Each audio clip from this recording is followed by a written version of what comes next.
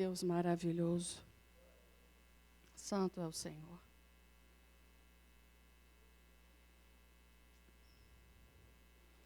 Amados, aqueles que eu não tive o prazer de cumprimentar, a paz do nosso Senhor Jesus. Né? Cumprimentamos um, outro e sempre fica um deixados para trás, né? Mas receba a paz, o abraço e o cumprimento, em nome de Jesus. Nós vamos continuar renovando a missão. O pastor Glaico começou, novamente, mais uma jornada de série Renovando a Missão.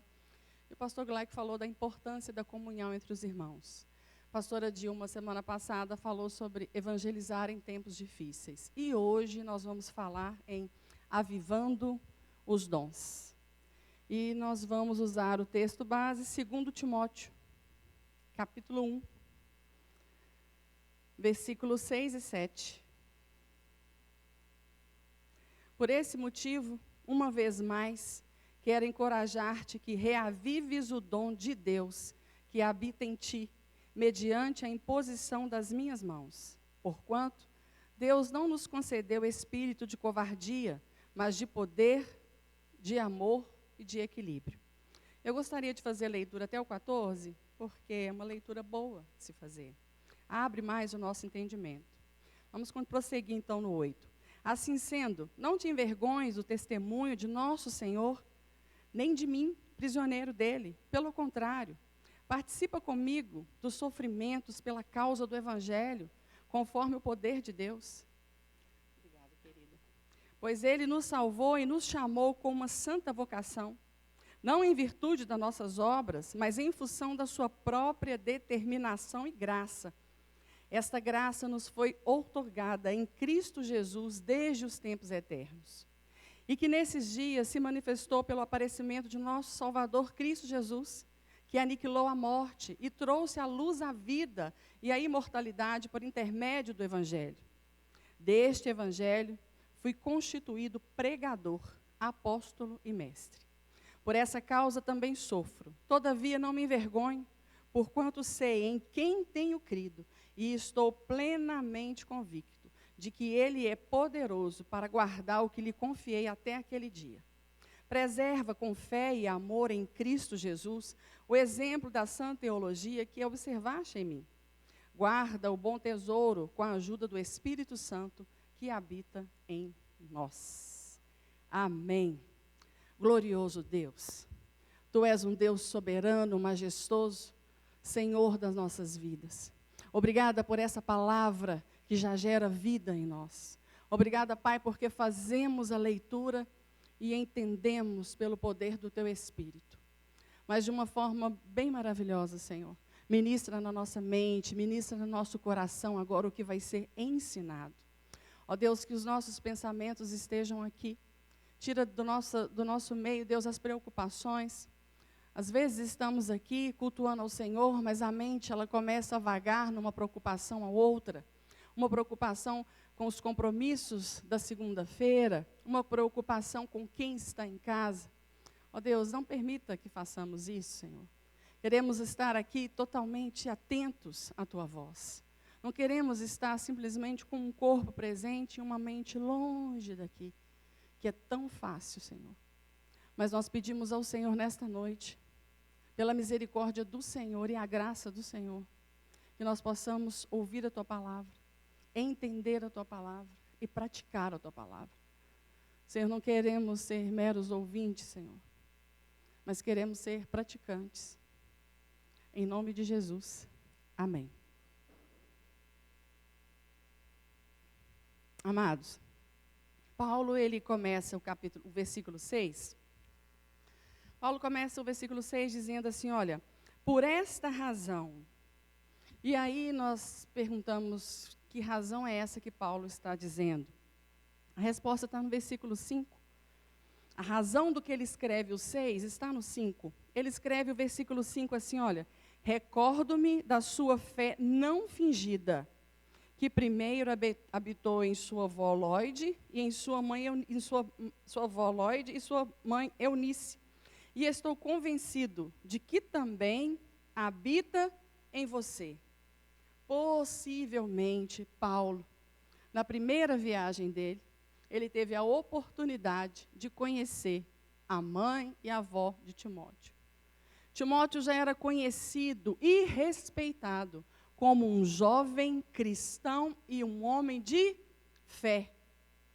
Ele era conhecido como um jovem cristão de fé, queridos.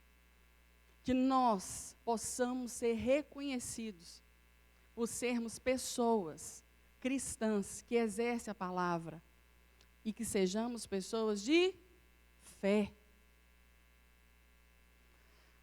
Quando nós lemos e estudamos tudo, e a respeito dos dons, avivando os dons é o tema de hoje, nós percebemos que, justamente por causa dos 2 versículos aqui, Paulo teve uma interpretação de Timóteo, que Timóteo estava desanimado, com medo, estagnado, parado. E quem de nós, que muitas das vezes passamos por esses momentos, momentos de desânimo, de estagnação, de medo, de querer parar, de querer retroceder, querer desistir de tudo. Então essa palavra é para nós hoje. É para mim, é para você, que já passou por isso, ou que está passando por isso. Mas às vezes não. Às vezes a chama, o dom, ele está aceso dentro de você, e ele está ardendo dentro de você, e você está ativo, você está fervoroso, você está forte, você está animado, você está pronto para avançar. Talvez a chama do dom que Deus colocou dentro de você, ela está fumegante. Amém? Essa palavra é para você também. Para que você possa encorajar aquele onde essa chama está apagada, ou querendo apagar. Paulo, ele fala com Timóteo no versículo 6, ele fala, torno a lembrar-lhe que mantenha viva a chama do dom. Manter viva a chama do dom. Mas que dom? Que dom é esse que Timóteo recebeu com a imposição das mãos de Paulo? No capítulo 4, no versículo 2, fala para nós. Vamos ler lá, o dom. Pregue a palavra, esteja preparado a tempo e fora de tempo. Repreenda, corrija, exorte com toda a paciência e doutrina. Timóteo era pastor em Éfeso. Paulo está preso em Roma, escrevendo uma carta para o seu amado filho na fé, Timóteo. Timóteo está pastoreando em Éfeso. Para lembrar que Éfeso era onde existiam muitos falsos mestres, ensinando falsas doutrinas. E a cada dia que passava, eles ficavam melhores em ensinar aquilo que era errado, que era contra a palavra de Deus. Em Éfeso tem também o templo de Diana, imoralidade sexual. Então Timóteo está ali, combatendo os falsos mestres, os falsos ensinos, combatendo a imoralidade sexual, repreendendo, ensinando, corrigindo, evangelizando. Como pastor que corrige, que repreende, que ensina, eu acredito que muitas serão as vezes que não vai ser muito aceito a correção. Então, Timóteo poderia estar passando por um problema interno, dentro dele, e um problema externo também com os cristãos que estavam ali, sendo pastoreado por ele. Ele poderia ter cristãos ali, comparando ele com Paulo, cobrando dele ser igual a Paulo. Timóteo, por que você não vai à sinagoga?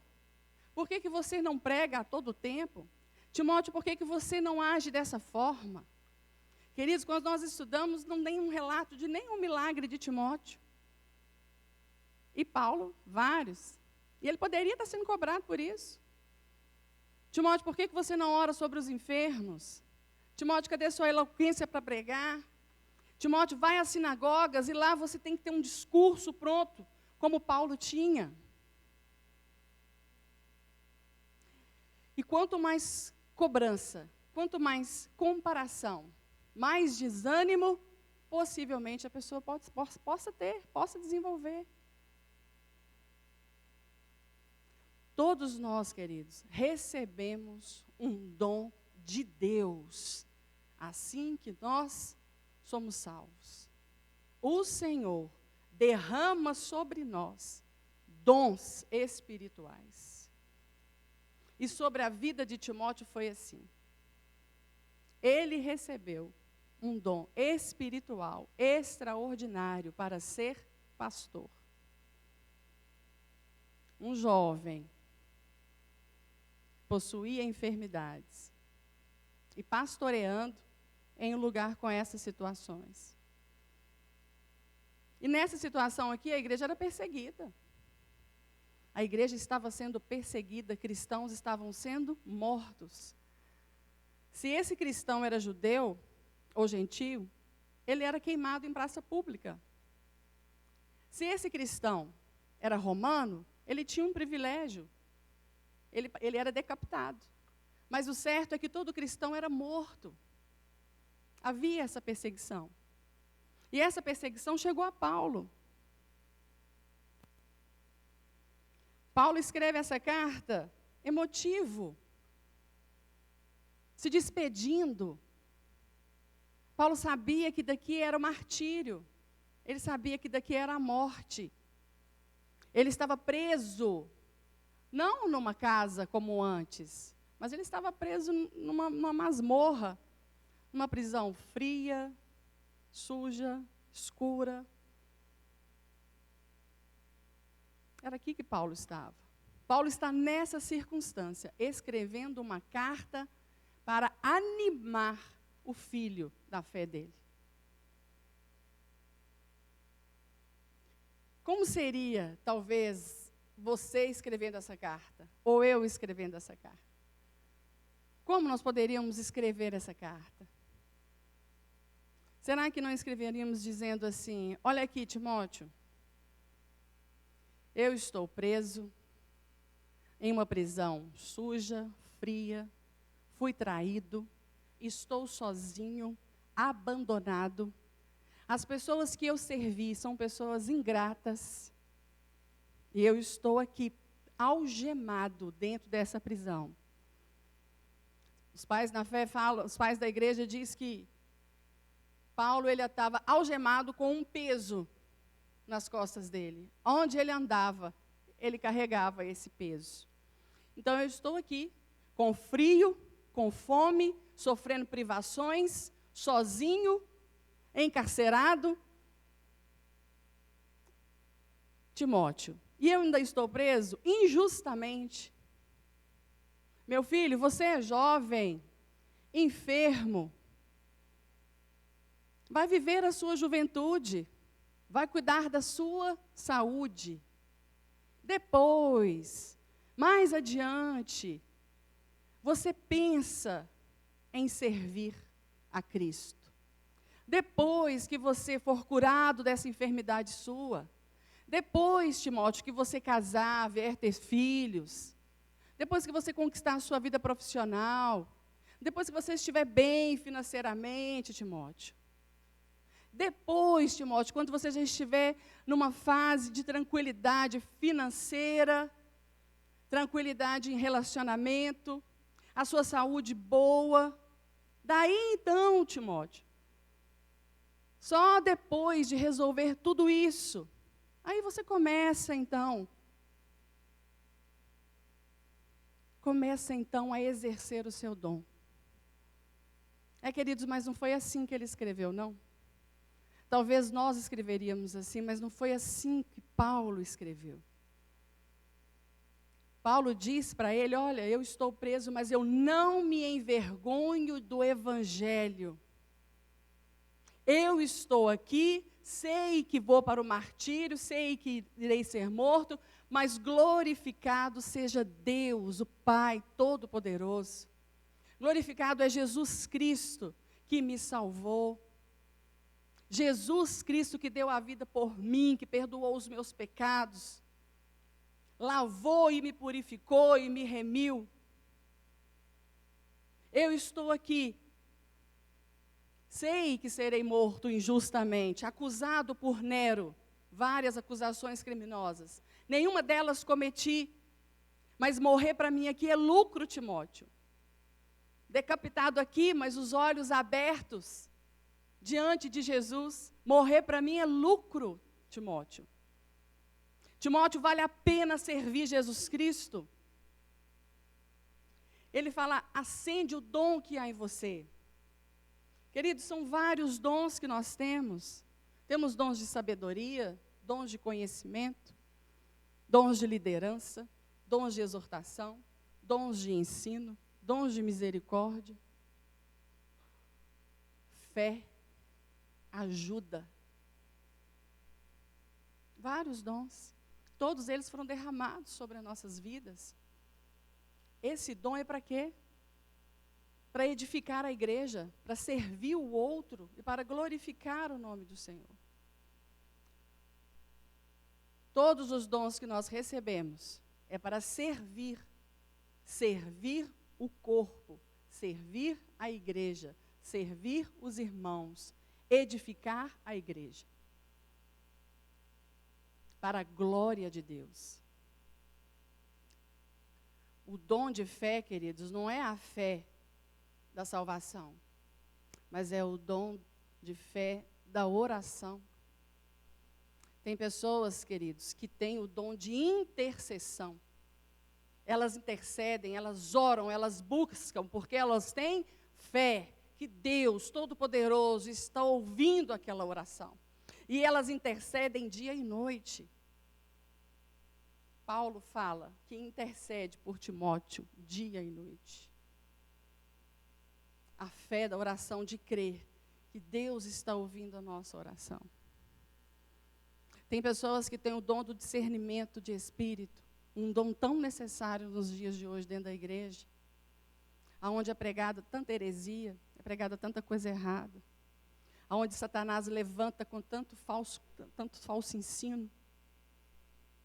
As pessoas que têm discernimento de espírito, elas levantam dentro da igreja e rebatem esses ensinos falsos e ensinam aquilo que a palavra de Deus ensina. Discerne os espíritos, discerne que aquilo que está sendo falado não é da parte de Deus, mas é da parte de Satanás. Dons de sabedoria, sabedoria que vem do alto. Você consegue tomar a decisão certa, você consegue aconselhar.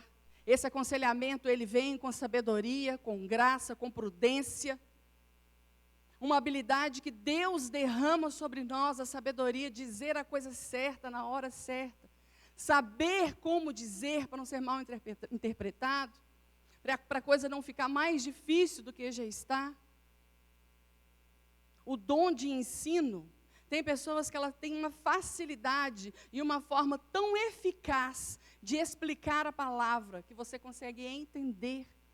De forma eficaz, ela ensina a palavra. O dom de profecia, dom de ler a palavra e repeti-la, pregá-la, dom de profecia. Falar o que está escrito aqui, o que Deus nos ensina. Dom de ajuda, de misericórdia, dom de acudir as pessoas. Realmente, tem pessoas que às vezes elas estão passando por situação difícil mesmo. A casa está um caos, o trabalho está um caos, e a vida espiritual dela também está um caos. Essa pessoa, ela precisa de ajuda. Talvez ela precise que alguma conta seja paga, talvez ela precise que você passe com ela com um tempo em oração, talvez ela precise que você faça uma visita no lar, para orar juntos, para aconselhar ali a família toda, para ajustar as coisas que às vezes estão desajustadas ali, na hora do diálogo, na hora da conversa. Houve um mal-entendido e o lar começou a ficar totalmente bagunçado. O dom de misericórdia, você chega até essa pessoa, você conversa, você aconselha, você atende. Tem pessoas que têm o dom de contribuir generosamente. E às vezes, para essa pessoa mesmo que está passando dificuldade, ela consegue contribuir para ela com uma quantia que é o suficiente para aprumá-la, colocá-la de pé novamente, ajudá-la a continuar andando, queridos. E o Senhor, a pessoa que é generosa, mas é uma generosidade com piedade. O Senhor recompensa muito mais. Quanto mais você ajuda, mais o Senhor derrama sobre você. Quanto mais você estende a mão para alguém e a ajuda, traz um refrigério na vida dela, vida financeira. Quanto mais você o faz, mais Deus derrama prosperidade sobre a sua vida. Para quê? Para que você possa continuar a ajudando. Talvez não a mesma pessoa, mas outras que estão passando por um momento difícil. Esses dons foram distribuídos a nós. Você crê que você recebeu um dom? Se você crê que Deus derramou o dom sobre a sua vida, você está usando o dom que o Senhor te deu? Esse dom que o Senhor te deu, você está colocando ele em atividade? Você está colocando esse dom em prática? Como está o seu dom?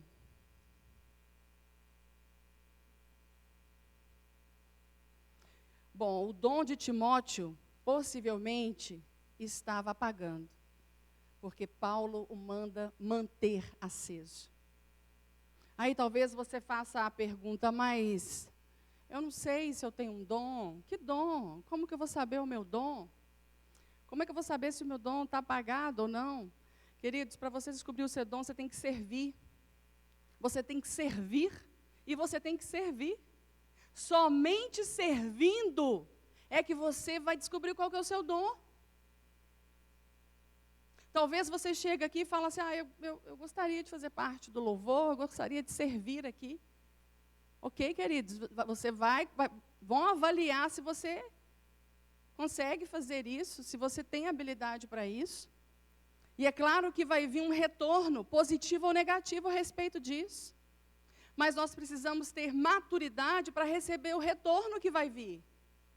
Olha, você não tem voz, você não tem jeito, você quer fazer uma aula de canto para aprimorar, você quer ver se você consegue fazer uma aula, aprimorar, fazer uma aula de violão, uma aula de bateria, ou você quer fazer uma aula de voz, você quer exercitar esse dom mesmo?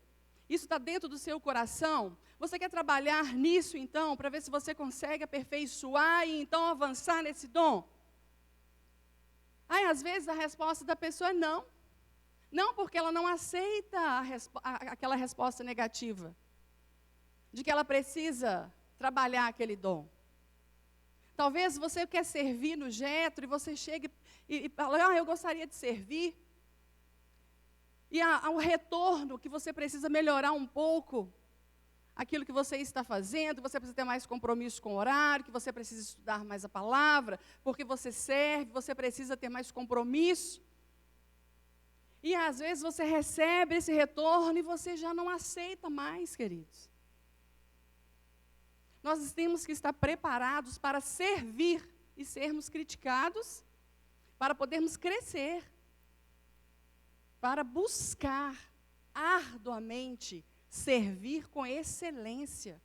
Todo serviço ele precisa ser feito com excelência. E quando nós servimos os irmãos, nós precisamos estar atentos a isso. E é só servindo. Quanto mais você serve, mais você acende a chama que há dentro de nós do dom. Se você para de servir, a chama apaga. Porque a primeira atitude é você parar de ler, parar de orar, parar de ir ao culto. Quanto mais em casa você fica, mais frio e gelado fica a sua vida espiritual. é aqui, junto com os irmãos, servindo, que o nosso dom mantém-se aceso e fumegante.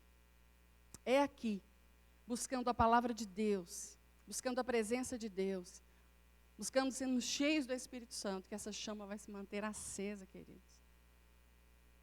Que possa existir em nós hoje uma reflexão a respeito do dom.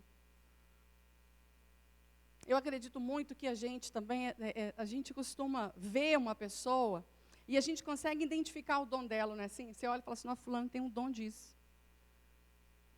Mas a pessoa, ela não está exercitando o dom dela. E às vezes você fala assim, por que você não faz isso? Eu percebo que você tem um dom, você tem uma habilidade para fazer isso. A pessoa fala assim, não, porque dá muito trabalho servir. Dá mesmo. Dá mesmo. Para você servir, você tem que renunciar. Para você servir, você tem que ter compromisso. Queridos, muitas vezes, muitas e milhares de vezes, você vai dizer não para a sua família, para estar aqui na casa do Senhor, servindo. Às vezes acontece uma festa na sua família e você é convidado, mas você fala, não, mas hoje eu estou na escala do Jetro. Hoje eu tenho o prazer de receber os meus irmãos na recepção. Eu não posso faltar. Renunciar. Renunciar e estar aqui servindo. Bom, é isso que Paulo está falando com Timóteo. Timóteo, reaviva, ou seja, continue servindo. O conselho de Paulo para Timóteo é assim: maneje bem a palavra, estude bem a palavra, pregue a palavra, ensine a palavra. Quanto ao seu testemunho, Timóteo, seja justo, seja reto, seja amável, seja piedoso, seja irrepreensível, seja respeitável. Nossa, não é? Nós podemos orar isso essa noite? Senhor, que eu seja irrepreensível, piedoso, justo, amável, responsável, irrepreensível. E aí quando você passa um filme na sua cabeça e você começa a ver como foram as suas atitudes só essa semana, ou só ontem, ou só hoje, você fala, Senhor, isso só é possível pelo poder do Teu Espírito Santo. E é isso que Paulo fala para Timóteo mesmo. Timóteo, não é pela sua força. Pela sua força você não vai conseguir mesmo, não. Mas, Timóteo, você não recebeu um espírito de covardia? A covardia aqui, ela está muito ligada ao medo e ao egoísmo, queridos. E é muito fácil a gente ir para esse caminho do medo e do egoísmo. Medo da rejeição. Medo de não dar certo. Medo do que vão falar. Medo de não ser aceito. Medo da comparação. E o medo vai te paralisando ao invés de te fazer avançar. A covardia, ela tem muito a ver com o egoísmo, porque se você tem medo de não ser aceito, o que você faz? Você pensa em si mesmo. Francamente, eu não preciso disso. Francamente, eu não mereço isso.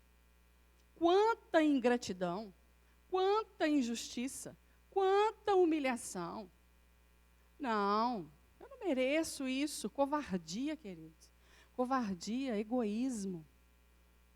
Não estamos exercitando o dom de socorrer a pessoa na aflição dela, de aconselhar alguém, de ensinar alguém, de ajudar aquela pessoa que está precisando daquele momento, de exercer a liderança.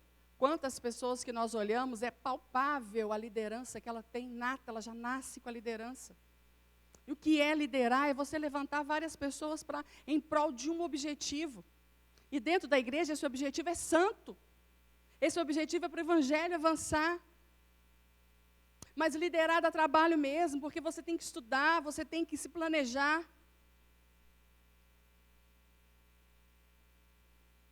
E Paulo fala, olha, você recebeu, foi o espírito de poder. Poder para poder obedecer a Deus. Poder para vencer o pecado. poder para transformar a sua vida em uma vida justa e santa e piedosa. Poder para testemunhar a Cristo. Queridos, se o Espírito Santo do Senhor não nos der poder, nós não conseguimos nem testemunhar a Cristo. Nem dar um bom testemunho nós conseguimos. Porque a mente da gente, ela está sempre querendo maldizer alguém. Ela está sempre querendo achar um erro e apontar o erro. Ela está sempre buscando uma forma de fazer uma fofoca, de semear discórdia. Está sempre procurando uma forma da autojustiça ali, né? Eu estou certo nisso, e por que eu vou chegar ali, vou pedir perdão de uma coisa que eu sei que eu estou certo. A nossa mente, ela vagueia por esse caminho. O caminho de achar que por tudo que você faz, você merece, nem que seja um obrigado. Não. Nós somos cristãos do reino de Jesus Cristo, que foi crucificado, rejeitado, humilhado, crucificado, morto. Nós somos deste reino no qual nós vamos passar por isso.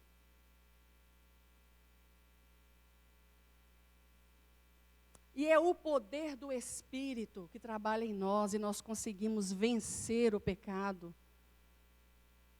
O Espírito nos dá poder para nos guiar na hora das nossas decisões, principalmente quando a gente vai exercer o dom da sabedoria e do conhecimento, queridos.